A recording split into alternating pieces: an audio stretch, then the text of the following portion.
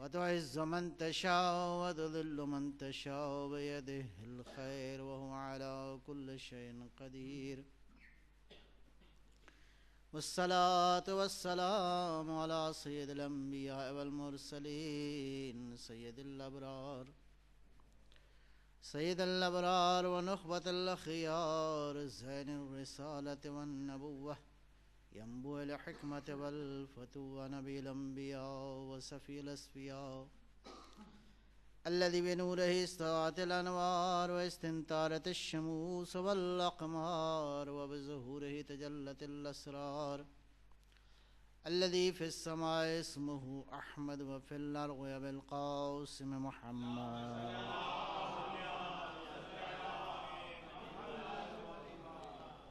وعلى علي ابن عمه كاشف غمه سيد الأولياء والأوصياء أسد الله الغالب غالب على كل غالب الذي حبه فرض على الحاضر والغائب مولانا أبي السبتين أمير المؤمنين علي بن أبي طالب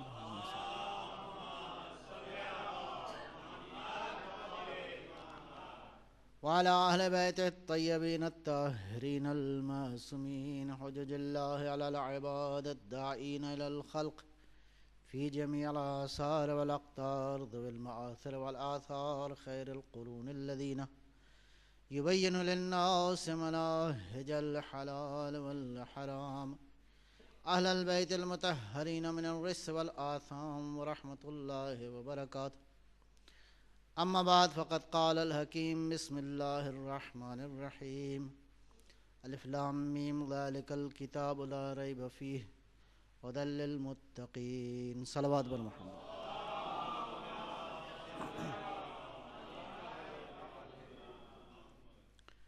سلسلہ کلام انشاءاللہ رہے گا ان چند شبوں میں اور پہلی مجلس جو عنوان ہوگی انشاءاللہ ساری مجالس کا سلسلہ وہ ہے کتاب ہدایت اور سرنامہ کلام جس آیہ مجیدہ کو قرار دیا ہے بڑی معروف آیت سورہ بقرہ کی ذالک الکتاب لا ریب فیہ ھدی للمتقین وہ کتاب جس میں کوئی ریب نہیں ہے جس میں کوئی عیب نہیں ہے جس میں کوئی شک نہیں ہے جس میں کوئی تردید نہیں ہے جس میں کوئی شبہہ نہیں ہے جس میں کسی طرح کی بھی کجی نہیں ہے لا ریب کتاب ہے اور یہ کتاب ھدی للمتقین ہدایت ہے صاحبان تقوی کے لیے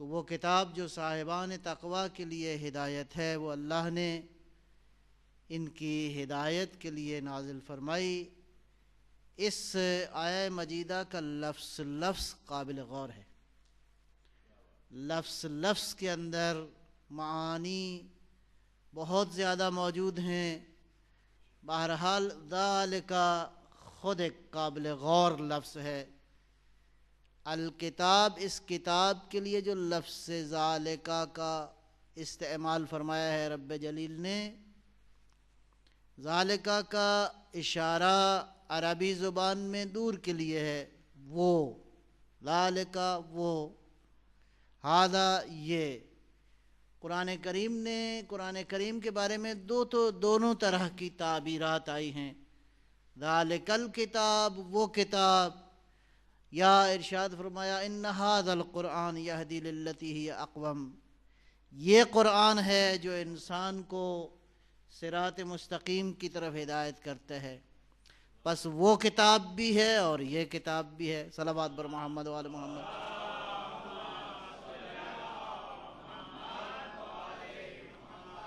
تو یہ لگتا یہ ہے کہ یہاں سے لے کر وہاں تک یہ ایک ہی کتاب ہے اگر کہا جائے وہ کتاب تو اس کا معنی یہ نہیں ہے کہ یہ کتاب نہیں ہے یہ کتاب بھی ہے اور وہ کتاب بھی ہے یہاں سے لے کر وہاں تک یہ ایک ہی نورانی حقیقت ہے جو اللہ نے انسان کی ہدایت کے لیے نازل فرمائی ہے۔ ایک صلوات اللہ فرمائیں گے انشاءاللہ۔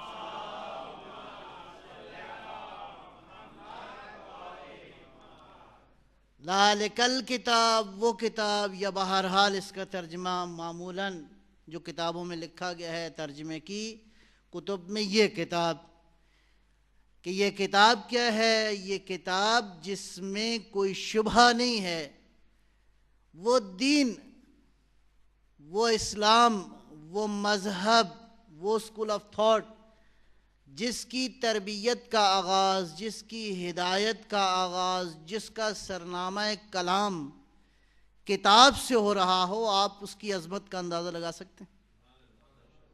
یعنی جو دین آغاز گفتگو کر رہا ہے، اور ترتیب یوں ہے قرآن کریم کے سورتوں کی کہ پہلا سورہ جو معمولاً مفسرین کہتے ہیں کہ سورہ حمد در حقیقت سرنامہ کلام ہے قرآن کریم کا، سورہ حمد ابتدائیہ ہے قرآن کریم کا، سورہ حمد تمہید ہے قرآن کریم کی۔ بہرحال اس سورہ کے فضائل اپنی جگہ پہ، گویا یوں سمجھیں کہ سورہ حمد میں جو کچھ پروردگار نے بیان فرمایا ہے، ان ساری باتوں کو قرآن نے ایک ایک کر کے ان ساری باتوں کی تفسیر بیان کی ہے۔ یعنی سارا قرآن سورہ حمد کی گویا بالفاظ دیگر تفسیر ہے۔ لہذا وہ سورہ جس کے اندر بنیادی مطالب موجود ہیں، اور اس سورہ مبارکہ کے اندر جب آپ دعا کرتے ہیں اہدنا الصراط المستقیم، پروردگار ہدایت فرما دے ہمیں صراط مستقیم کی، تو بے الفاظ دیگر جو اگلا سورہ ہے ہدایت کی باتیں جو ہیں اس نے شروع کر دی کہ کس انداز سے انسان کو ہدایت ملے گی۔ اور میں اس بات کی تمہید کے ساتھ اس بات کو آگے بڑھاؤں گا، کائنات کے اندر جتنی بھی دعائیں آپ مانگتے ہیں، اور وہ سورہ 114 سورتوں میں سے ایک سورہ ہے جس کا پڑھنا واجب ہے، ایسے ہی ایک صلوات اللہ فرمائیں گے۔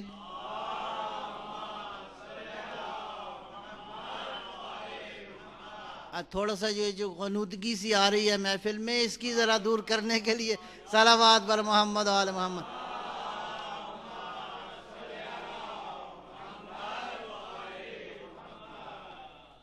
جی توجہ فرما رہے ہیں کہ سورہ حمد ایک سورہ ہے جو اللہ نے واجب قرار دیا ہے۔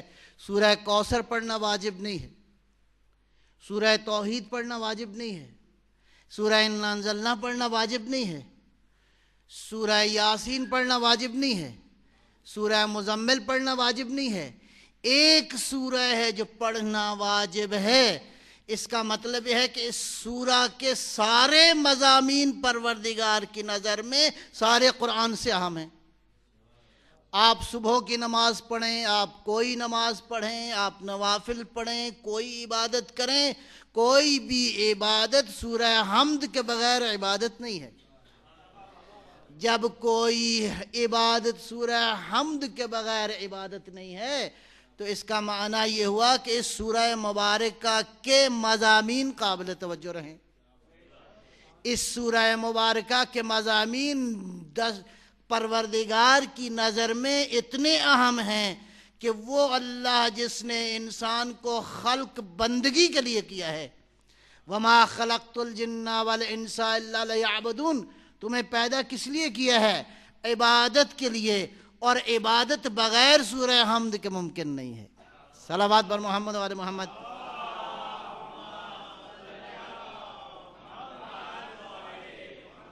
جی نقطہ آغاز واضح ہو گیا کہ وہ بشر جس کی خلقت کا مقصد یہ ہے کہ وہ بندگی کرے، اور بندگی میں سورہ حمد کے بغیر بندگی ممکن نہیں ہے، اور اس سورہ حمد کے اندر آپ کوئی دعا نہیں کرتے سوائے ایک دعا کے، پروردگار اہدنا، پروردگار ہدایت فرما دے، پروردگار ہدایت دے دے۔ ایک ہی دعا ہے اور کوئی دعا نہیں ہے۔ یہ دعا نہیں ہے کہ اللہ ہمیں معرفت دے دے، اللہ ہمیں علم دے دے، پروردگار ہمیں عقل دے دے، حالانکہ بہت بڑی نعمتیں ہیں۔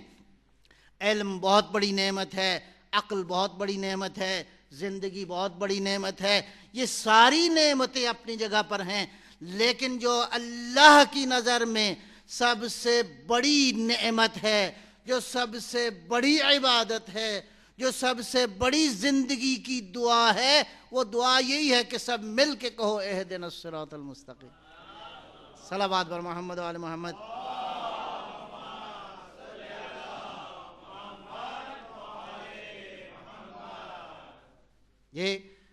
اب جب یہ دعا مانگ لی، اب اس دعا کے بعد پہلا سورہ اب انسانوں کے بارے میں آغاز کر رہا ہے۔ بسم اللہ الرحمن الرحیم، الف لام میم ذالک الکتاب لا ریب فیہ ھدی للمتقین۔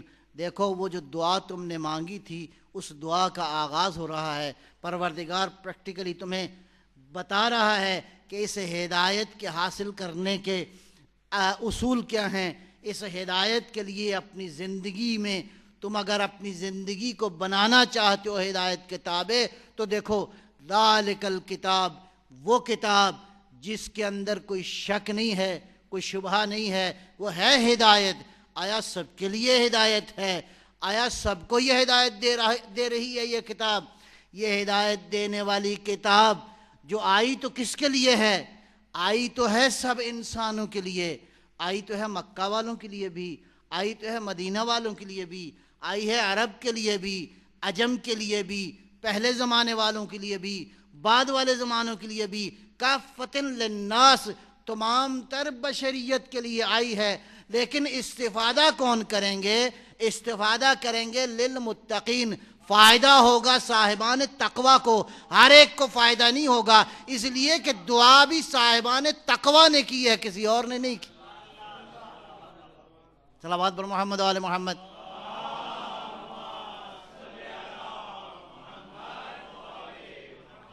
یہ دعا اس نے کی ہے جو اس بات کا قائل ہے الحمدللہ رب العالمین الرحمن الرحیم مالک یوم الدین ایاک نعبد و ایاک نستعین، جو ان مرحلوں سے گزرنے کے بعد دعا کر رہا ہے، بس اعلان ہو رہا ہے آئی تو ہر ایک کے لیے ہے، فائدہ ہر ایک نہیں اٹھاتا، اس سے اٹھائے گا وہی کہ جس کا سینہ تقوی کے لیے آمادہ ہو، جس کا سینہ معرفت الہی کے لیے آمادہ ہو، جس کے سینے کے اندر یہ بات موجود ہو ایاک نعبد و ایاک نستعین، اس کے لیے یہ ہدایت ہے، ہر ایک کے لیے یہ نسخہ نہیں ہے، یہ نسخہ کیمیا اس کے لیے ہے جس کا دل تقوی کے لیے آمادہ ہے۔ صلوات بر محمد و آل محمد۔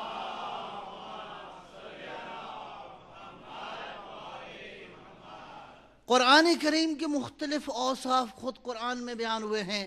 ایک وصف قرآن کا یہی الکتاب ہے، اور معروف جو قرآن کا جو اس کتاب ہدایت کا عنوان ہے، سارے مسلمان اس عنوان کو صبح و مساء یاد کرتے ہیں۔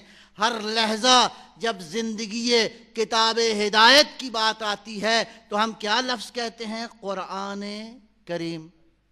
قرآن کا معنی کیا ہے؟ قرآن کا معنی ہے تلاوت کرنا، ریسیٹیشن۔ قرآن کا معنی ہے پڑھنا، قرآن کا معنی ہے تلاوت کرنا، قرآن کا معنی ہے اسٹڈی کرنا، قرآن کا معنی ہے آبزرو کرنا، قرآن کا معنی ہے غور کرنا، قرآن کا معنی ہے عقل کو کام میں لانا، قرآن کا معنی ہے فکر کرنا، قرآن کا معنی ہے تدبر کرنا۔ اس لیے کہ قرآت کے یہ سارے مفاہیم قرآن کے اندر موجود ہے۔ آپ دیکھ رہے ہیں کہ ہدایت کا آغاز کس سے ہو رہا ہے؟ کبھی بات کرتا ہے کتاب کی، کبھی بات کرتا ہے مطالعے کی، کبھی کہتا ہے اپنے حبیب کو جب کام کا آغاز ہوا تو ارشاد فرمایا بسم اللہ الرحمن الرحیم اقرأ باسم ربک الذی خلق۔ میرا حبیب آغاز تبلیغ کس سے ہو رہا ہے؟ تلاوت اور قراءت سے ہو رہا ہے۔ اس کا مطلب ہے اگر ہدایت چاہتے ہو تو آغاز قراءت سے ہوگا۔ صلوات بر محمد و آل محمد۔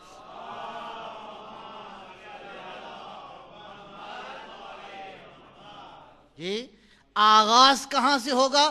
قرآن سے ہوگا۔ اس کا مطلب ہے کتاب زندگی کو سمجھنے کے لیے، زندگی کے رموز کو جاننے کے لیے، زندگی کی حقیقت کو سمجھنے کے لیے، فلسفہ خلقت کو سمجھنے کے لیے آغاز کہاں سے ہو رہا ہے؟ ذالک الکتاب، اور ادھر آپ قائل کس بات کے ہیں؟ آپ قرآن کے قائل ہیں۔ اس کا مطلب ہے زندگی میں آپ مطالعے کے قائل ہیں، زندگی میں آپ مشاہدے کے قائل ہیں، زندگی میں آپ عقل کے قائل ہیں، زندگی کے اندر آپ سٹڈی کے قائل ہیں۔ بغیر سٹڈی کے، بغیر مطالعے کے اصلاً اسلام کا سفر آغاز ہی نہیں ہوتا۔ اگر مسلمان کا سفر آغاز ہوگا تو قرآن سے آغاز ہو رہا ہے۔ اس کا مطلب ہے اگر مسلمان زندگی کو شروع کرنا چاہتا ہے تو خبردار بغیر مطالعے کے نہیں، بغیر مشاہدے کے نہیں۔ اگر اسی لیے ارشاد فرمایا لا اکراہ فی الدین، دین میں سختی نہیں ہے۔ اگر خدا کو قبول کرنا ہے تو عقل سے کرو گے، اگر پروردگار کی توحید کا اقرار کرنا ہے تو دل مانے کہ خدا ایک ہے اس کائنات کے اندر۔ صلوات بر محمد و آل محمد۔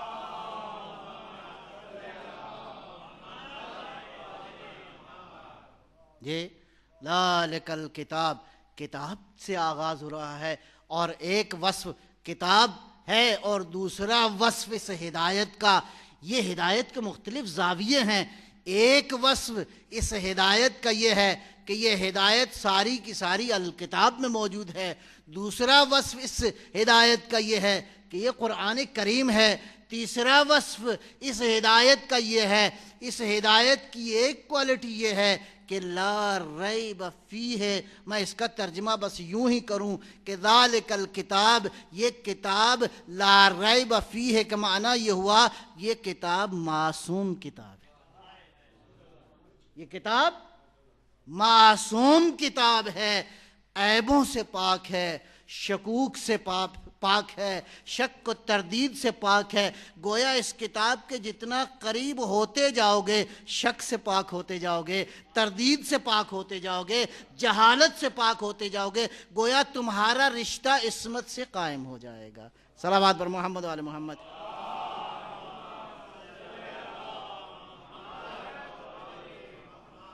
یعنی اس کتاب سے قربت کا معنی یہ ہے کہ تم نے عصمت کا سفر شروع کر دیا ہے۔ گناہوں کی دلدل سے نکلنے کے لیے ضروری ہے کہ لا ریب سے تمہارا رابطہ قائم ہو جائے۔ جب لا ریب سے رابطہ قائم ہو جائے گا تو لا ریب اسی وقت ہوتا ہے جو بے عیب ہو، اسی کو لا ریب کہتے ہیں۔ جو عیبوں سے پاک ہو، جو تمام تر عیوب سے پاک ہو، اسی کو لا ریب کہہ سکتے ہیں، ادروائز آپ اس کو لا ریب نہیں کہہ سکتے۔ ذالک الکتاب لا ریب فیہ، یہ وہ کتاب ہے کہ جو عیبوں سے پاک ہے، لیکن ہر ایک کے لیے ہدایت نہیں ہے، صاحبان تقویٰ کے لیے ہدایت ہے۔ بس دیکھا آپ نے کتاب زندگی کا محور کیا ہے؟ کتاب زندگی کا تمام تر ہم و غم کیا ہے؟ کتاب زندگی چاہتی کیا ہے؟ خلق کس لیے کیا ہے؟ پس وہی کتاب زندگی ہدایت کے لیے مفید ہو سکتی ہے جو خلقت کے، جو کریشن کے اہداف کے بالکل قریب ہو، جو عیناً آپ کو خلقت کے ہدف کی طرف لے جائے۔ کیا ہوتا ہے ایسا دنیا کے اندر آپ نے دیکھا ہو کہ کوئی چیز کسی فیکٹری نے بنائی ہو اور مینول آپ کو ساتھ نہ دیا ہو؟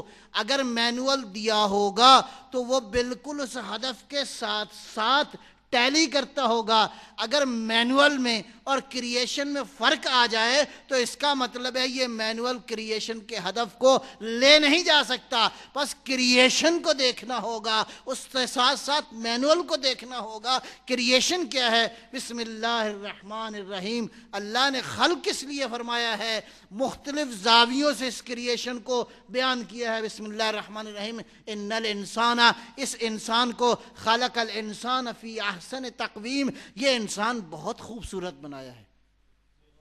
یہ انسان اس کی کریشن بہت خوبصورت ہے، اس کی کریشن بہت زیبا ہے۔ کبھی دیکھا ہے آپ نے وجود کے اوپر، کبھی انسان نے اس زندگی کے وجود، جس وجود کو پروردگار نے خلق فرمایا، کبھی آپ نے غور کیا ہے اس کی حکمتوں کے اندر؟ یہ اتنی بڑی کتاب ہے، یہ اتنی بڑی کتاب ہے کہ اگر اس کو سمجھ لے انسان، اس کو سمجھنے کا معنی یہ ہے کہ پروردگار کو انسان سمجھ لے، گویا اس کائنات کی حقیقتوں کو درک کر لیے۔ اس لیے تو معصوم نے فرمایا من عرف نفسہ فقد عرف ربہ، جس نے اپنی معرفت حاصل کر لی اس نے اپنے پروردگار کی معرفت۔ صلوات بر محمد و آل محمد۔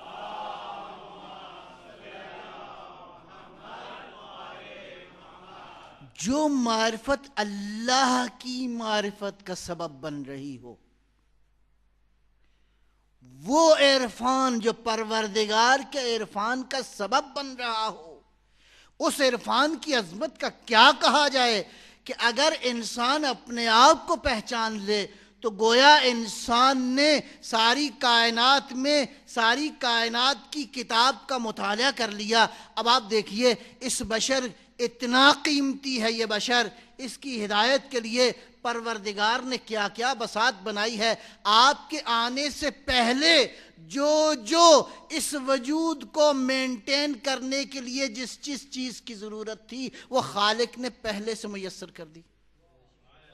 اس کو مینٹین کرنے کے لیے ہواؤں کی ضرورت تھی، اس کو باقی رکھنے کے لیے زمین کی ضرورت تھی، اس کو باقی رکھنے کے لیے زمین کے اندر لیل و نہار کے وجود کی ضرورت تھی۔ اس وجود کو باقی رکھنے کے لیے جس شے کی ضرورت تھی خالق متعال نے اس کو خلق کر دیا۔ اس وجود کو مینٹین کرنے کے لیے اللہ نے ہوائیں خلق کیں، اللہ نے پانی کو خلق کیا، اللہ نے زمین و آسمان کے اندر ساری قوتوں کو خلق کیا، اللہ نے اس وجود کو مینٹین کرنے کے لیے، آپ کے کھانے پینے کے لیے کتنی نعمتیں خلق کیں۔ جس نے اس وجود کو اتنا قیمتی بنایا ہے کہ لقد خلقنا الانسان فی احسن تقویم، اتنا زیبا ہے، اتنا قیمتی ہے کہ یہ آپ کی قیمت پہ دلالت کر رہی ہے کہ یہ جتنا بچھونا بنایا ہے اس وجود کو سسٹین کرنے کے لیے بنایا ہے۔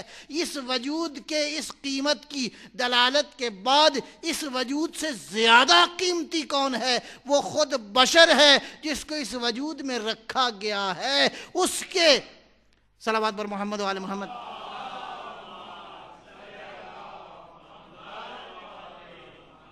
ترتیب ذہن میں رہے، اس وجود کو سسٹین کرنے کے لیے کیا کیا بنا ہے؟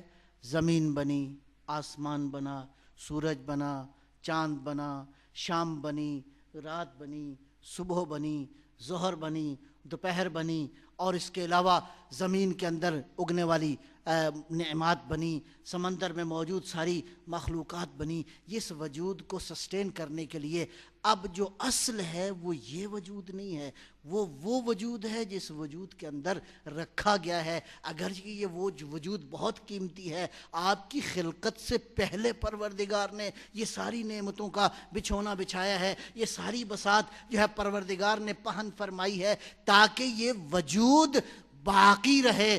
اگر ذرہ برابر اس عالم کی حرکت میں فرق آ جائے تو انسان زندہ نہیں رہ سکتا۔ بس آپ یوں تصور کر لیجئے، اگر سورج چند سینٹی میٹر اس حرکت سے نکل کر نیچے کی طرف آ جائے تو زندگی باقی نہیں رہ سکتی۔ اگر چاند اپنے محور سے نکل کر چند سینٹی میٹر اوپر چلا جائے تو زندگی باقی نہیں رہ سکتی۔ اگر موسموں کے اندر وہ تبدیلی جو رکھی گئی ہے، اگر گرمی کی جگہ سردی آ جائے، سردی کی جگہ گرمی آ جائے تو انسان کی زندگی باقی نہیں رہ سکتی۔ اگر پھلوں کی جگہ پہ سبزیاں اگنا شروع ہو جائیں اور سبزیوں کی جگہ کوئی اور مخلوقات آنا شروع ہو جائیں، انسان کی زندگی باقی نہیں رہ سکتی۔ یہ اتنا قیمتی ہے یہ وجود کہ پروردگار نے یہ ساری نعمتیں اس کے لیے خلق کی ہیں، اور وہ وجود جو اس سے زیادہ قیمتی ہے، اس کا مطلب ہے کہ ید قدرت نے اس کے لیے زیادہ قیمتی نظام وضع فرمایا ہے. اور یہ دیکھو یہ سارا نظام وضع کرنے کے بعد تمہیں قدم قدم پہ ایک بات بیان کر دی ہے, واضح کر دی ہے کہ دیکھو یہ ساری نعمتیں جو تم حاصل کر رہے ہو, یہ ساری نعمتیں تمہیں براہ راست نہیں مل رہی, کسی وسیلے سے مل رہی ہیں, کسی نظام کے ماتحت مل رہی ہیں. اگر زمین کے اندر موجود سسٹم نہ ہو تو یہ نعمتیں تم تک پہنچ نہیں رہی, اور پہنچنے کے بعد تمہارے دسترخوان پہ جب یہ نعمتیں جمع بھی ہو جائیں تو اس کے بعد بھی ڈائریکٹ نہیں ہیں. لقمہ لقمہ توڑ کے اپنے وجود میں تم ڈالتے ہو, وہ لقمہ ڈالنے کے بعد بھی تم محتاج ہو وسیلوں کا. وجود کے اندر جو سسٹم اگر موجود نہ ہو تو وہ سسٹم تمہیں انرجی نہیں پہنچا سکتا. قدم قدم پہ وسیلے کا محتاج بنا کے رکھا ہے, یہ بات بتانے کے لیے کہ اگر یہ مادی نعمتیں بغیر وسیلے کے نہیں مل سکتی تو ہدایت بھی بغیر وسیلے کے نہیں مل سکتی.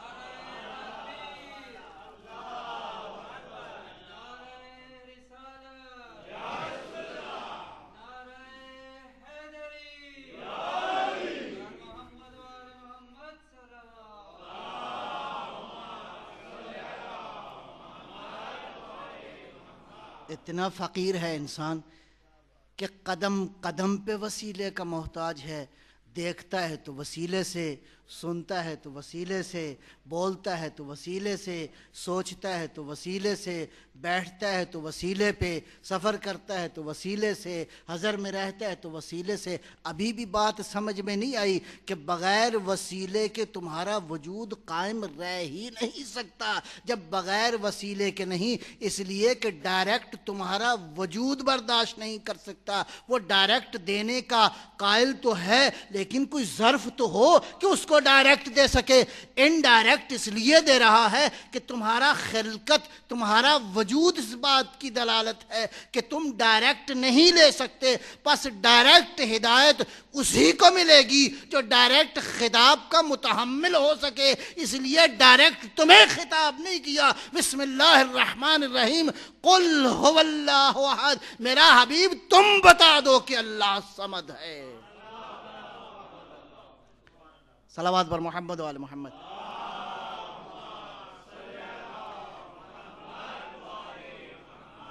اس کی صمدیت کا میسج کہ وہ ذات کائنات کے اندر صمد ہے, وہ بے نیاز ہے, کسی کا جننے والا نہیں ہے, کسی کا باپ نہیں ہے, کسی کا بیٹا نہیں ہے. یہ کون بتائے گا جو اس کائنات میں اس کی صمدیت کا مشاہدہ کر رہا ہے, جو کائنات کے اندر اس کی خلقت کا مشاہدہ کر رہا ہے, جو اسماء الہی کو اس کائنات میں دیکھنے کے بعد تمہیں بیان کر رہا ہے کہ میرا حبیب تم واسطہ بن جاؤ. اس لیے کہ براہ راست خطاب یہ مخلوق متحمل نہیں ہو سکتی. ہاں حبیب متحمل ہو سکتا ہے. پس انسان کی ہدایت کے لیے جو پروردگار نے نظام قائم کیا, کتنے انبیاء کو بھیجا, کتنی کتابوں کو بھیجا, انسان کو کن کن خصوصیات سے نوازا. پہلے مرحلے میں انسان کو سمجھنے کے لیے حواس خمسہ کی قوت عطا کی. اگلے مرحلے میں انسان کو سمجھنے کے لیے اس کے باطن میں ایک پیغمبر رکھا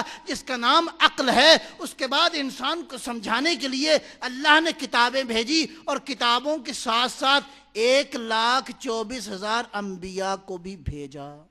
جی ایسا ہی ہے. کتابیں کتنی آئیں؟ جی 4 ہیں. انبیاء کتنے آئے؟ 1,24,000. تو بات سمجھ میں نہیں آئی. اگر کتاب کافی ہوتی تو کتابیں زیادہ آتی, نہ کہ پڑھانے والے زیادہ آتے. کہ صلوات بر محمد و آل محمد.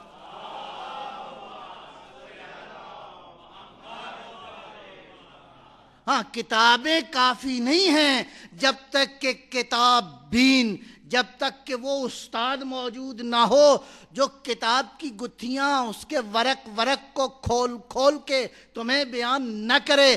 ایسا نہیں ہے کہ دنیا کے اندر مہندسی کی کتابیں موجود ہوں, انجینئرنگ کی کتابیں موجود ہوں, اور جتنے مزدور ہیں یہ کارکن ہیں, ان کتابوں کو پڑھنے کے بعد یہ اتنی بڑی بڑی بلڈنگیں بنا دیں, یہ اتنا بڑا انفراسٹرکچر بنا دیں, یہ بڑے بڑے جہاز بنا دیں. نہیں, جہازوں کے بنانے کے لیے, اتنا بڑا بڑا انفراسٹرکچر بنانے کے لیے اس کتاب کے درمیان اور اس قوم اور امت کے درمیان ایک ایسے انجینئر کی ضرورت ہے، ایک ایسے وسیلے کی ضرورت ہے جو اس کتاب کو بھی جانتا ہو، انسان کی ضرورت کو بھی جانتا ہو۔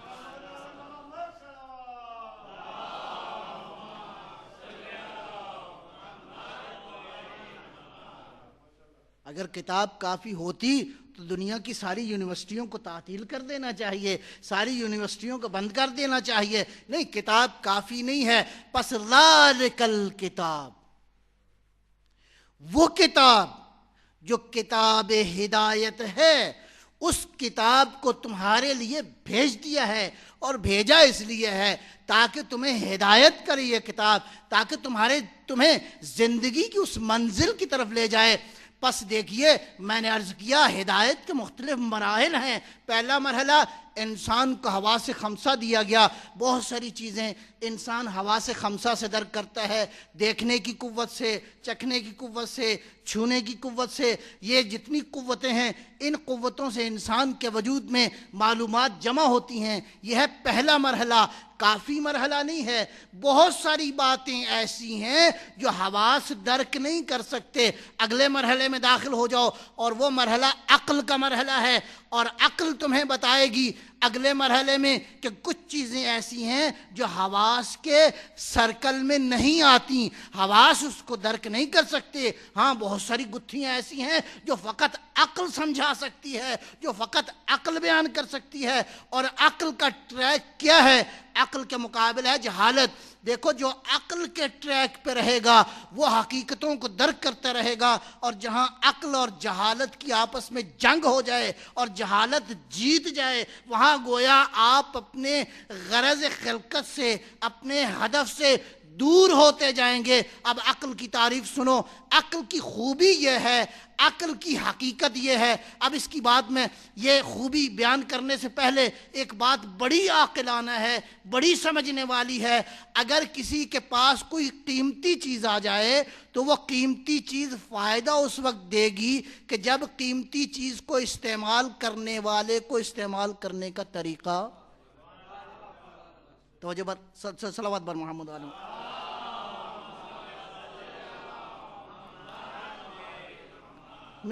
مثال عرض کرتا ہوں۔ آئی فون آپ نے خریدا، S4 گلیکسی آپ نے خریدا، اور ایک بچے کو دے دیا جو ابھی پہلی جماعت کا اسٹوڈنٹ ہے جی، اور قیمتی چیز ہے، بہت قیمتی ہے۔ اب وہ اس نے جو دیکھا اس کے اوپر، آیا جتنے فنکشن اس آئی فون کے ہیں یا جتنے فنکشن اس موبائل کے ہیں، آیا ان سارے فنکشنز سے یہ بچہ استفادہ کر سکتا ہے یا نہیں کر سکتا؟ ہرگز نہیں کر سکتا۔ اور اگر یہ زیادہ سے زیادہ جو استفادہ کرے گا، زیادہ سے زیادہ یہ ہے کہ کارٹون دیکھ لے گا، جو صلوات بر محمد و آل محمد۔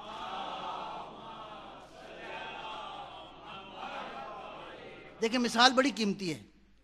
اب آپ مختلف زاویوں سے اس مثال کو غور کریں گے تو بہت ساری حقیقتیں کھل جائیں گی۔ اس میں فنکشنز کتنے ہیں اس فون کے اندر؟ اس فون کے اندر معلومات کتنی ہیں؟ کتنے جی بی ڈیٹا اس کے اندر آ سکتا ہے؟ معلومات بھی بہت زیادہ ہیں، فنکشنز بھی بہت زیادہ ہیں۔ بالکل ٹیکنالوجی کا آخری، مثلا فرض کریں یہ نمونہ ہے جو انسان کو ملا ہے۔ اب مل گیا ہے، کس کے ہتھے چڑھ گیا ہے؟ یہ ایک بچے کے ہاتھ۔ وہ کامل کما حق کو اس فون کے فنکشنز کو نہیں جانتا، اس فون کی ساری حقیقت کو نہیں جانتا، اتنا ہی استفادہ کرے گا جتنی اس کی عقل ہے۔ لہٰذا مولا جب کہتے تھے جو پوچھنا ہے پوچھ لو، زمین کی راہوں سے آسمان کی راہوں کو میں بہتر جانتا ہوں، لوگ کہتے تھے کہ یہ بتائیے ہمارے سر کے بال کتنے ہیں؟ نعرہ صلوات۔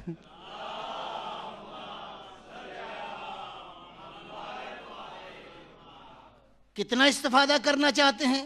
علی بیان کیا کر رہے ہیں؟ علی کہتے ہیں کہ میں زمین کی راہوں سے آسمان کی راہوں کو بہتر جانتا ہوں۔ ذرا اس بات کو میں تھوڑا سا اور کھول دوں کہ زمین کی راہیں اور آسمان کی راہوں میں کیا فرق ہے۔ زمین کی راہیں جس دنیا کے اندر ہم اور آپ رہتے ہیں، یہ راہیں ایسی ہیں جس کا تعلق انسان کی 3 ڈائمنشنل دنیا کے ساتھ ہے۔ 3 ڈائمنشن سمجھتے ہیں، لمبائی، چوڑائی اور اونچائی. ابھی تک چوتھی ڈائمنشن تصور کی گئی ہے، ابھی تک موجود نہیں ہے. اور یہ جو عالم ہے یہ عالم 3 ڈائمنشنل دنیا ہے. سادہ سادہ میں بات کو آگے لے کر چلوں. 3 ڈائمنشنل دنیا کا جو علم ہے اس سے آگے علم شروع ہوتا ہے، وہ ہے ملٹی ڈائمنشنل دنیا. وہ ہے 4 ڈائمنشن، 5 ڈائمنشن، 6 ڈائمنشن. وہ انسان جو 3 ڈائمنشنل دنیا کے اندر ابھی حقائق کو ساری طرح سمجھ نہیں سکا.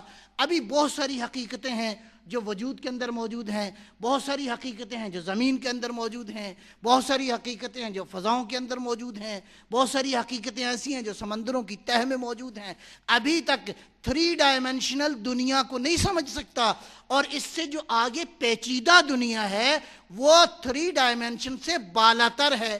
اس کا مطلب ہے اس عالم، وہ عالم جو 4 ڈائمنشنل ہے، وہ عالم جو 5 ڈائمنشنل ہے، وہ عالم جو 6 ڈائمنشنل ہے، وہ عالم جو 7 ڈائمنشنل ہے، وہ عالم جو ملٹی ڈائمنشنل ہے، اس عالم کے مقابلے میں یہ عالم ہے علم قلیل کا مالک.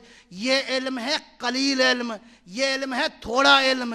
علی جو بات کر رہے ہیں علم قلیل کی بات نہیں کر رہے، اس عالم کی بات کر رہے ہیں جو علم کثیر ہے. اسی لیے قرآن نے بڑھ کے بیان کر دیا وَمَا أُوتِيتُم مِّنَ الْعِلْمِ إِلَّا قَلِيلًا. ہم نے جو تمہیں علم عطا کیا ہے وہ ہے علم قلیل. جتنا بھی ترقی کر جاؤ، جتنا بھی تم اس عالم کے اندر ترقی کے مراحل کو طے کر لو، بالآخر علم قلیل ہی سمجھ پاؤ گے. اور علم قلیل کے بعد منزل ہے علم کثیر کی. پس ایسا انسان جو علم کثیر کی معلومات رکھتا ہے، اس لیے علم قلیل سے بالا تر کی معلومات رکھتا ہے. اس لیے کہ وہ کتاب ہدایت جو اللہ نے تمہاری ہدایت کے لیے نازل فرمائی ہے، یہ ذالکہ بھی ہے، ہذا بھی ہے. میں تھوڑا سا اس کو ذرا کھولنا چاہوں گا. ہذا کیا ہے اور ذالکہ کیا ہے؟ سورہ زخرف میں ارشاد ہوا اِنَّ جَعَلْنَاهُ قُرْآنًا عَرَبِيًّا لَعَلَّكُمْ تَعْقِلُونَ. یہ قرآن ہم نے عربی کے لباس میں بھیجا ہے، عربی کے لبادے میں بھیجا ہے، لفظوں کی شکل میں بھیجا ہے، لفظوں کا پیرہن پہنا کے اس لیے بھیجا ہے تاکہ تمہارے بھیجے میں آ سکے، تاکہ تمہارے عقل میں آ سکے. اگر یہ لفظوں کا لباس پہن کے نہیں آتا تو تم اس کی حقیقت کو درک نہیں کر سکتے. اس لیے اِنَّا ہَذَا الْقُرْآنَ، یہ والا قرآن جو عربی میں آیا ہے، جو لفظوں کی شکل میں آیا ہے، اس کو تم سمجھ سکتے ہو. یہ صراط مستقیم کی ہدایت کرتا ہے. ورنہ اس قرآن کی حقیقت یہ والی نہیں ہے، اس قرآن کی حقیقت وہ والی ہے. صلوات بر محمد و آل محمد.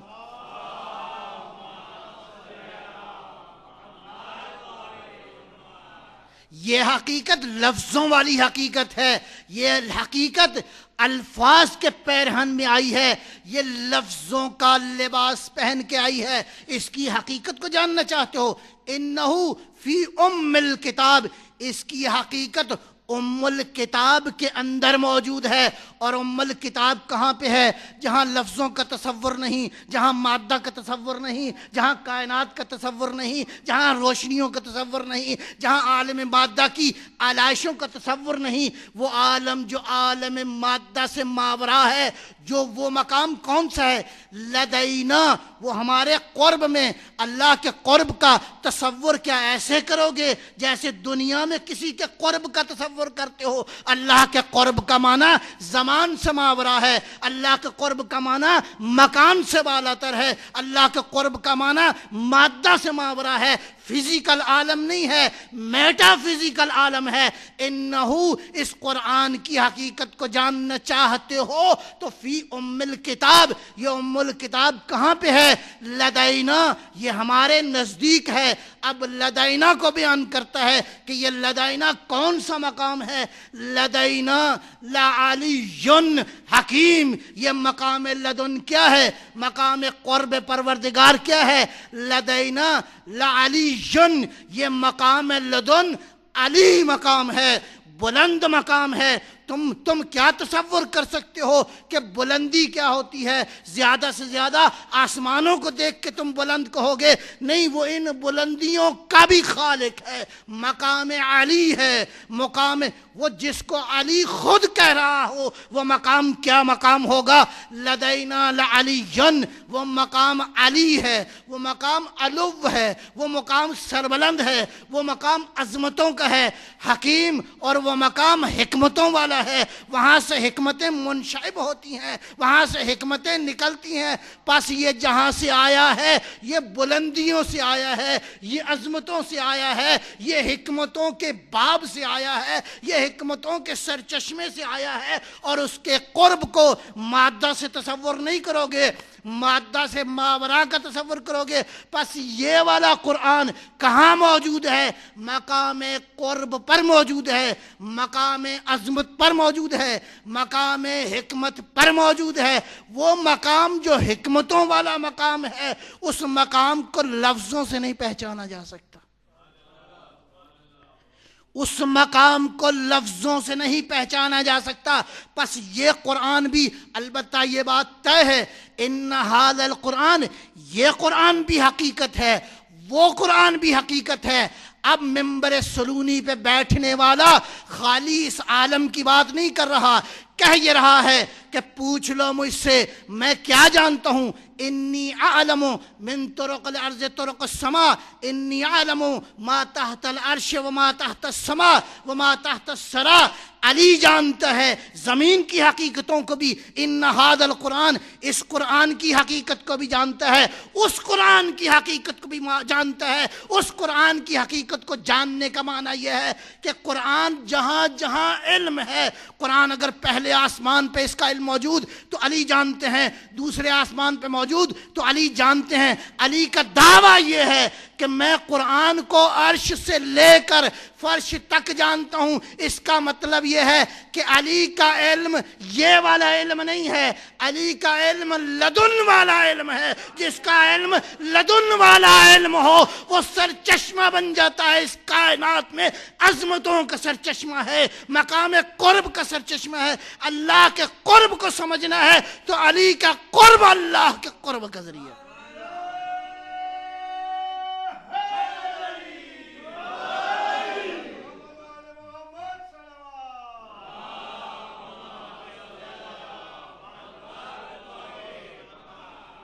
جو اس قرآن کی حقیقت کو جانتا ہے، اس قرآن کون سا؟ انہو فی ام الکتاب، جو ام الکتاب کی حقیقت کا جاننے والا ہو، اس کا علم دنیا والا علم نہیں ہے، علم لدنی ہے۔ علم لدنی کا معنی یہ ہے کہ وہی مقام جو مقام لدن ہے۔ پس مجھے یوں کہنے دیجئے کہ قرآن کی حقیقت کہاں پہ تھی؟ مقام لدن پہ تھی۔ علی کا علم مقام لدن والا ہے، یہ قرآن ہے صامت، علی ہے قرآن ناطق۔ پس مجھے یوں کہنے دیجئے کہ اس عالم میں آیا تو دو کتابیں تھیں، اس عالم میں آیا تو ایک طرف قرآن لفظوں میں اترا، لفظوں کے پیرہن میں اترا، اور قرآن جب مجسم ہوا تو علی کے پیکر میں اترا۔ صلوات بر محمد۔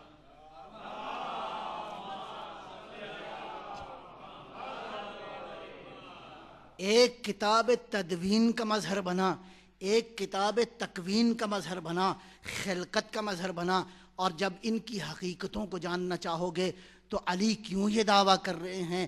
اس لیے کہ علی جس کے بارے میں یہ فرماتے ہیں انا عبد من عبید محمد، میں محمد کے غلاموں میں سے غلام ہوں، محمد کا ایک غلام ہوں۔ اور کیسا غلام ہے؟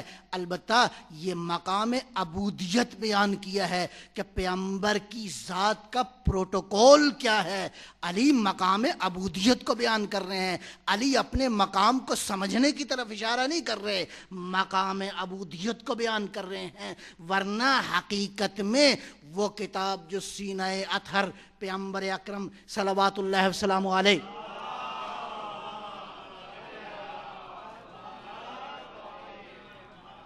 پہ نازل ہوا، اور وہ قرآن حقیقت میں علی اس قرآن کے وارث قرار پائے۔ اب یہ قرآن علی کیوں یہ دعویٰ کرتے ہیں؟ اس لیے کہ علی اس کا نمائندہ ہے، علی اس کی سیٹ پہ بیٹھا ہے، علی اس کا جان نشین ہے جس کو کائنات میں ساری عظمتیں حاصل ہوئی ہیں، جو کائنات میں قرآن کی حقیقت ہے۔ اس لیے قرآن ارشاد فرماتا ہے میرا حبیب انکا لتلقی القرآن من لدن حکیم علیم، اے میرا حبیب تو نے قرآن کہاں سے لیا ہے؟ مقام لدن سے لیا ہے۔ حبیب تو نے مقام لدن سے قرآن کو لیا ہے۔ پس در حقیقت یہ انوار طیبہ اس عالم میں ان کی حقیقت ایک ہے۔ جب دنیا میں آئے تو ایک کتاب تدوین کی شکل ٹھہرا، ایک کتاب تکوین کی شکل ٹھہرا۔ ذالک الکتاب لا ریب فیہ، وہ کتاب جو کہ ہدایت ہے۔ پس اللہ نے خالی کتاب نہیں بھیجی، کتاب والا بھی بھیجا ہے تاکہ کتاب کی حقیقتوں کو تمہارے سامنے کھول کھول کے بیان کرے۔ پس کتاب کی حقیقت کو اگر لینا ہے تو اس سے لو جو اس کی ساری حقیقت کو جانتا ہے۔ موبائل کی مثال آپ کے ذہن میں ہے، جو اس کی ساری حقیقت کو جانتا ہے، جو یہ جانتا ہے کہ اس فون کا فنکشن کیا ہے، اس کی کوالٹیز کیا ہیں، اس فون کے اندر کیا کیا حکمتیں پوشیدہ ہیں، یہ فون کیا کیا رہنمائی کر سکتا ہے، یہاں تک کہ یہ فون اگر آپ کی گاڑی میں نصب ہو تو آپ کو ٹریک بھی بیان کرتا ہے، بس عزت پاسورڈ ڈالنے کی ضرورت ہے۔ آپ نے پاسورڈ ڈالا اور ادھر اس نے رہنمائی کرنا شروع کر دی، بس اس لیے وہ رہنمائی کر رہا ہے کہ اس کا رابطہ اس کے ساتھ ہے، اس سیٹلائٹ کے ساتھ کہ جو محیط ہے زمین کے اوپر۔ توجہ ہے آپ کی؟ اس سیٹلائٹ کے ساتھ اس کا رابطہ ہے، جس کا احاطہ دبئی کے اوپر بھی ہے، اسلام آباد کے اوپر بھی ہے، لندن کے اوپر بھی ہے۔ وہ سیٹلائٹ ہے ایک، اس کا احاطہ ہے ساری زمین کے اوپر۔ ادھر آپ کے پاس ایک آلہ ہے، اس آلے کے اندر آپ نے اس نیویگیشن کے اوپر آپ نے پاسورڈ ڈالا، ادھر پاسورڈ ڈالا، ادھر اس کا رابطہ اس عالم کے ساتھ ہو گیا۔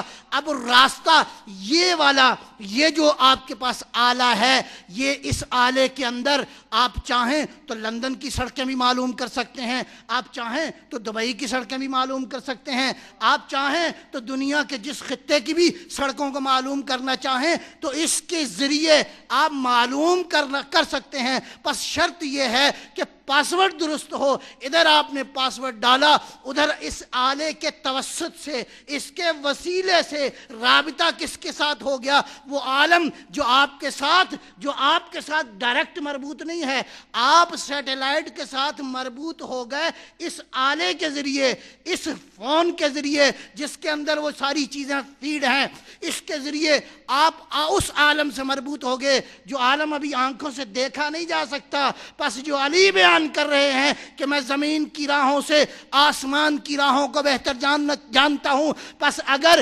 آسمانوں کی سیر کرنا چاہو تو علی سے رابطہ کر لو۔ علی سے رابطے کا معنی یہ ہے کہ علی کا رابطہ اس عالم بالا کے ساتھ ہے۔ پس صرف ضرورت اس امر کے لیے اس امر کی یہ ہے کہ علی سے رابطے کے لیے پاسورڈ درست ہونا چاہیے۔ صلوات پر محمد و آل محمد۔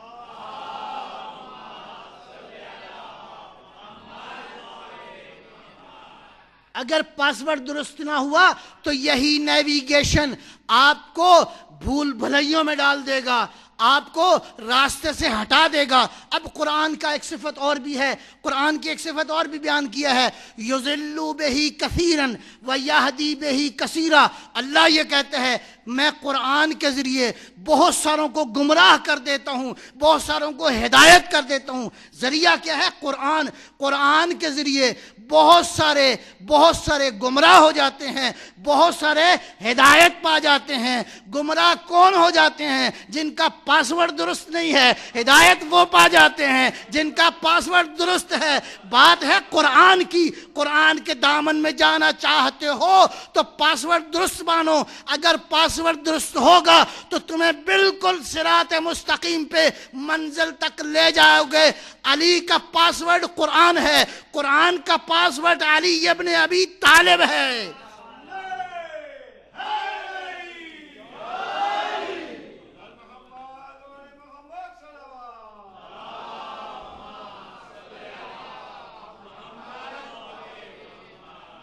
سادہ لفظوں میں ایک اور کہہ دوں بات، علی کا پاسورڈ نعرہ حیدری ہے. صلوات پر محمد.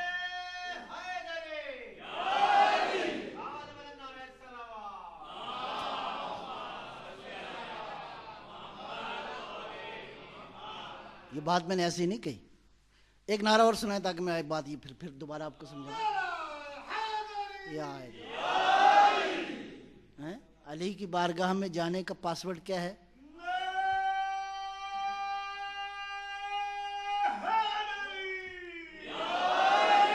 یہی ہے نا. وہ ہے علی کی محبت.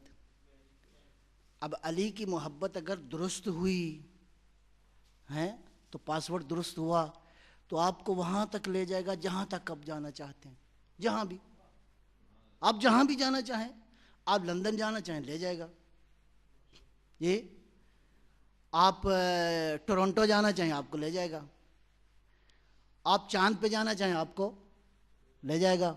کائنات میں کہیں بھی جانا چاہیں، اس لیے کہ یہ کائنات علی کی ولایت کی عملداری میں ہے. اور یہ باتیں عقل سے بالاتر کی منزل ہے. کیوں؟ عقل سے بالاتر ہے وحی الہی. وہ علامہ اقبال مرحوم نے ایک بڑا خوبصورت 2 شعر کہے ہیں. میں ایک صلوات ذرا تلا فرمائیے گا.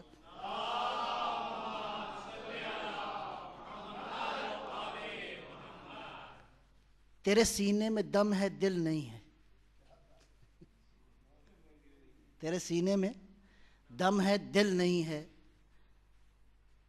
تیرا دم گرمی محفل نہیں ہے.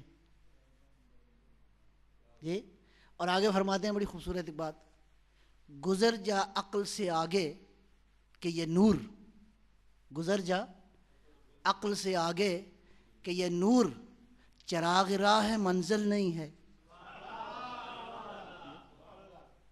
گزر جا عقل سے آگے کہ یہ نور چراغ راہ ہے منزل نہیں ہے. منزل تک جانے کے لیے کس کا سہارا لینا ہوگا؟ اس کے لیے وہی الہی کا سہارا لینا ہوگا. اور ایک بات اور کہہ کے بس وقت کے دامن میں اتنی گنجائش نہیں، آج کی بات کو سمیٹا جائے.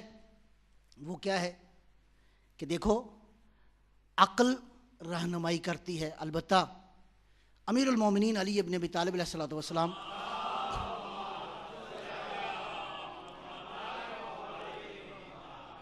کا ایک فرمان ہے، العقل، عقل کی ڈیفینیشن کی ہے مولانا نے، العقل ما عبد بہ الرحمن. علی فرماتے ہیں عقل کو اگر سمجھنا ہے تو عقل کو سمجھنے کا طریقہ یہ ہے کہ عقل کی تعریف کو سمجھو. اب علی جیسا عاقل جب عقل کی تعریف کرے ہاں تو کامل ہونی چاہیے نا. ہاں ہم کامل کے قائل ہیں. ہاں کامل کا وارث کامل ہی ہوتا ہے، ناقص نہیں ہوتا. کامل کا وارث کامل ہی ہونا چاہیے. تو کامل نے یہ فرمایا العقل ما عبد بہ الرحمن. عقل کی تعریف یہ ہے کہ جس سے رحمان کی بندگی میں اضافہ ہو جائے. جی یہ نہ ہو کہ وسیلہ آپ کے اختیار میں ہو اور اس کو آپ کو سمجھنے کا طریقہ نہ آتا ہو، ورنہ یہی وسیلہ تباہ بھی کر سکتا ہے. یہی مثال جو میں نے عرض کی آپ کی خدمت میں، یہی موبائل اگر استعمال کرنے کا طریقہ نہ آتا ہو تو یہ دنیا کے اندر جتنے مسائل ہیں اسی موبائل کی وجہ سے.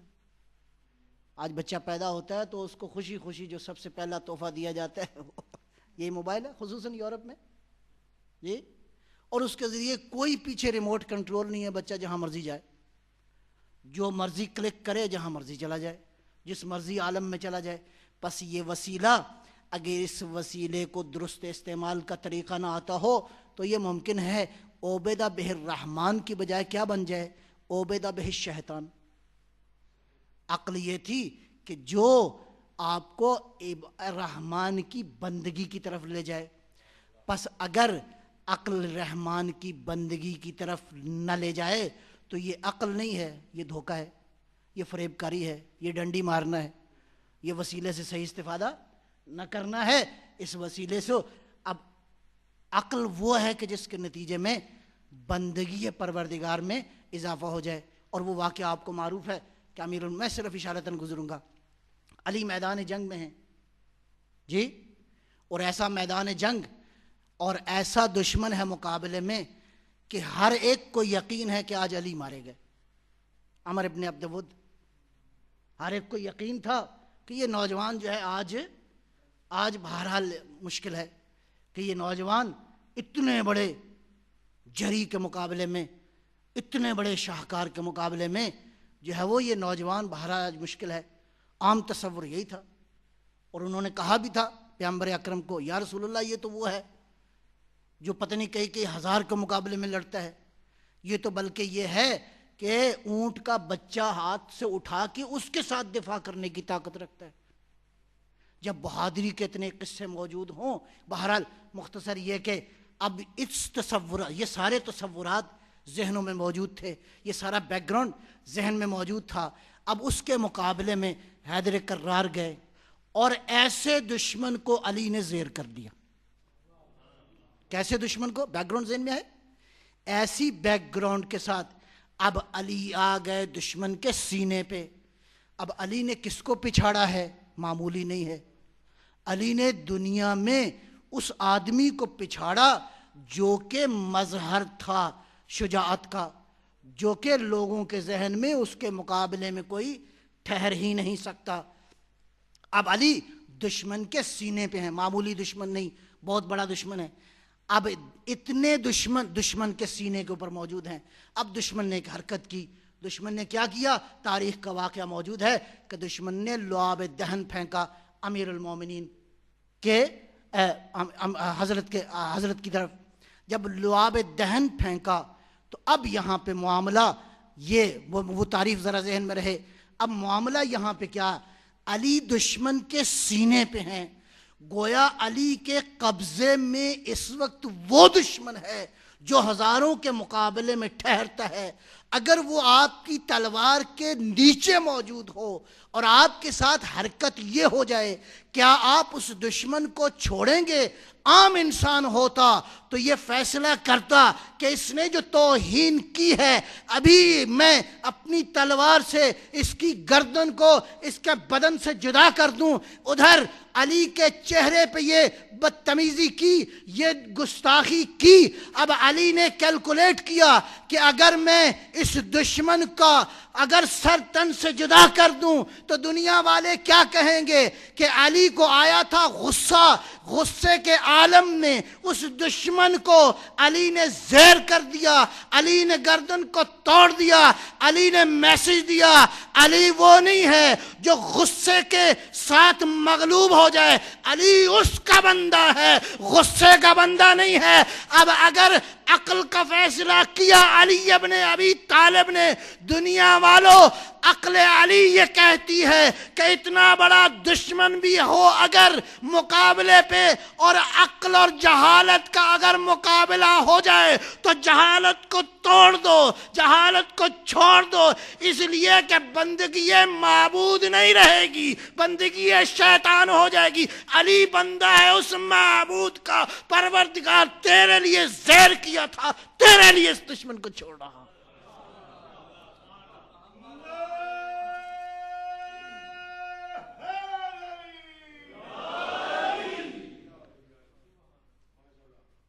علی نے اس کے لیے دشمن کو چھوڑ دیا، اور لوگوں نے کہا کہ عجب، علی جذبات سے غالب ہونے والا نہیں ہے۔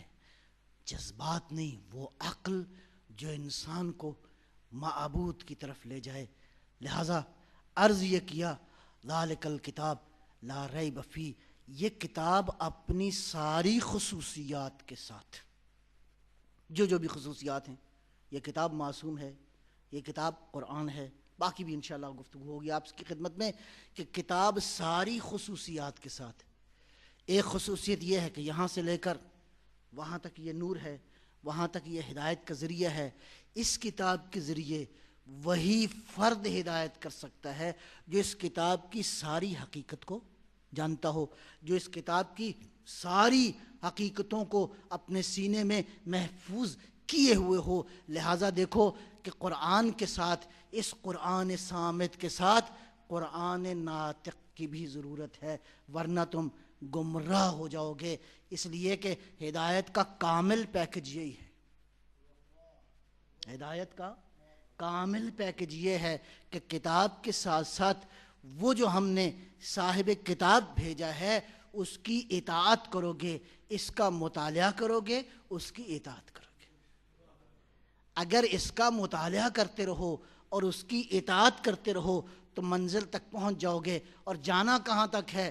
منزل کی کوئی انتہا نہیں ہے، منزل اس عالم کے بعد بہت سارا سفر کرنا ہے انشاءاللہ، اور یہ سلسلہ جو ہے وہ جاری و ساری رہے گا۔ اگر عالم ابدیت تک جانا چاہتے ہو تو یہ کتاب کتاب ابد ہے، اور اللہ نے جو استاد بھیجا ہے وہ بھی استاد ابد ہے۔ اسی لیے ارشاد فرمایا کہ دیکھو میں دو چیزیں چھوڑے جا رہا ہوں، ایک کتاب ہے، دوسرا میرے اہل بیت ہیں۔ ایسا نہیں ہے کہ کتاب کسی مرحلے میں ہو اور اہل بیت نہ ہو، یہ کتاب یہاں بھی ہے، یہ کتاب وہاں بھی ہے، مرنے کے بعد بھی ہوگی، عالم بالا میں بھی ہوگی۔ بس جہاں جہاں یہ کتاب ہوگی ضرور تلاش کرو کہ اس کتاب کے ساتھ اہل بیت کا ہونا ضروری ہے، ورنہ یہ کتاب کافی نہیں ہے۔ ایسے استاد کی ضرورت ہے کہ جو اہل بیت کی شکل میں موجود ہو، تاکہ اس کتاب کے مطابق تمہاری رہنمائی کرتے رہیں۔ یہ کتاب کی حقیقت ہے۔ اس اعتبار سے کتاب اور صاحب کتاب کی خصوصیات ایک ساتھ دونوں کے ساتھ اکٹھی ہونی چاہیے۔ ایسا نہ ہو کہ یہ بعض خصوصیات ان میں موجود نہ ہوں اور ان کے زندگی کے بعض نقوش اس کتاب میں موجود نہ ہوں۔ کتاب کی تشریح چاہنی ہے تو ان سے چاہ لو، ان کی زندگی کی تفسیر کو طلب کرنا ہے تو قرآن کریم تمہارے لیے واضح رہنمائی کر دے گا۔ لہذا عزیزان گرامی، بس میں اپنے کلام کو یہیں پہ سمیٹ رہا ہوں۔ اس کتاب کی حفاظت کے لیے اب حق بھی اس کو پہنچتا ہے کہ وہ قربانی دے جو کتاب کی ساری حقیقت کو جانتا۔ لوگوں کے تو علم میں نہیں ہے کہ یہ کتاب کی حقیقت کیا ہے، اس لیے نیزے پہ قرآن کی تلاوت کی تاکہ لوگوں کو یہ یقین ہو جائے کہ ان کی اور کتاب کی حقیقت ایک ہے۔ عزیزانو، بس چند منٹ کے لیے میرا ساتھ دیجیے گا کہ کتاب ہدایت کی حفاظت کے لیے اور اس پروگرام کو آگے پہنچانے کے لیے سن 61 ہجری کا محرم آیا اور فرزند بطول نے یہ فیصلہ کیا کہ اگر میں قربانی نہ دوں تو حقیقت محو ہو جائے گی، ہدایت کا سلسلہ بند ہو جائے گا۔ اور عزیزانو، اگر حسین کی قربانی کے بعد، ان 72 شہداء کی قربانی کے بعد، یہ جو آج دنیا کے اندر مجلسیں ہیں، یا حسین کی آوازیں ہیں، ہے نا؟ ایسے حسین حسین دنیا پکار رہی ہے۔ آج کبھی میرا مولا ہو اور مسجد کوفہ کے حالات کو دیکھے، آج میرا مولا ہو اور کربلا کے حالات کو دیکھے کہ دنیا والے کس طرح حسین حسین کر رہے ہیں۔ دنیا کے تمام تر نکات سے حسین حسین کی آوازیں عزادارو آ رہی ہیں، اور یہ صدقہ ہے حسین کی اس بہن کا، زینب کبریٰ کا۔ اگر زینب کی قربانی نہ ہوتی تو دنیا والے کربلا کی حقیقت کو بھول جاتے۔ یہ زینب کے خطبے ہیں، دعا دو اس بی بی کو جس نے حسین کا ذکر زمین کی ہر جگہ تک پہنچا دیا، لیکن ایسے انداز سے پہنچایا، اس انداز سے دفاع کیا کہ اے زینب کبریٰ، تیرے خطبے نہ ہوتے تو دنیا خون حسین کو بھول جاتی۔ ان بہن بھائیوں کا رشتہ بڑا عجیب ہے عزادارو۔ امام صادق علیہ السلام فرماتے ہیں، پروردگارہ، ایک دعا کی ہے امام نے، یا اللہ پروردگار، یہ جو میرے جد کی یاد میں رونے والے ہیں، ان آوازوں پہ اپنا رحم کر، ان آوازوں پہ اپنا کرم کر۔ یہ آوازیں خدا کو کتنی پروردگار کو قبول ہیں۔ امام کی دعا یقیناً قبول ہوئی ہوگی۔ ان آوازوں پہ اللہ کے رحم کی دعا کی ہے، مولا اے مولا، مولا تیری دعا قبول ہوئی۔ آج حسین کا تذکرہ جگہ جگہ پر موجود ہے، لیکن زینب کبریٰ کو سلام ہو، عزادارو عزیزو، 3 بہنیں تاریخ میں بڑا ذکر ہے ان کا، کہ ان 3 بہنوں کا اپنے بھائیوں سے ناتا اور عشق بڑا عجیب تھا۔ ایک بہن حضرت یوسف کی ہے جس کا نام دینا تھا، انتظار میں رہی کہ میرا بھائی آئے گا، میرا بھائی آئے گا، بھائی کے انتظار میں دنیا سے چلی گئی، بھائی سے ملاقات نہ ہوئی، عزادارو غمگسارو۔ دوسری بہن 8ویں امام علی رضا کی بہن جناب فاطمہ معصومہ ہے، جو بھائی کے انتظار میں ساوا کے صحراؤں کے اندر، قم کے صحراؤں میں یاد کرتی رہی بھائی کو، لیکن بھائی سے ملاقات نہ ہوئی۔ اور ایک بہن وہ ہے کہ جب عبداللہ سے شادی اور نکاح نامے کی شرائط لکھی جا رہی تھی کہ شادی کی شرائط کیا ہوں گی، کہ اتنے میں جناب زینب نے اپنے بابا علی سے کہا بابا نکاح نامے کی شرائط میں ایک شرط کا اضافہ کر دو۔ بیٹا زینب کیا شرط ہے؟ کہا میرے شوہر کے لیے ایک شرط کر دو کہ میں روزانہ اپنے بھائی حسین کو ملے بغیر نہیں رہ سکتی، لہذا عبداللہ میں بھائی کے بغیر زندہ نہیں رہ سکتی۔ اللہ اکبر! کیا ہوا؟ جو بھائی سے اتنی عشق کرتی تھی، جب بھائی کے لاشے پہ آئی تو سر بدن سے جدا تھا۔ خدا جانے زینب کیسے زندہ رہی۔ ایک مرتبہ مقاتل نے لکھا ہے کہ بہن نے اپنے ہاتھوں پہ حسین کے لاشے کو بلند کیا۔ اللہ اکبر! میں نے کہہ دیا لاشے کو بلند کیا۔ بعض مقاتل نے لکھا ہے اس لیے کہ لاشا تو تھا ہی نہیں، گھوڑوں سے پامال ہو چکا تھا، اس بدن کے ایک حصے کو بلند کیا۔ اللہم تقبل منا ھذا القربان قلیلا، پروردگار یہ مختصر سی قربانی ہم سے قبول فرما۔ میرا مالک میسج یہ ہے کہ حسین کی قربانی دے کے دین جو بچایا ہے، میرا اللہ چادر دینے کو تیار ہے، میرا اللہ تماچے کھانے کو تیار ہے، میرا اللہ کوفہ و شام کے بازار ہوں گے، زینب کے خطبے ہوں گے، تیرا دین باقی رہے گا۔ سیعلم الذین ظلموا ایہا منقلب ینقلبون۔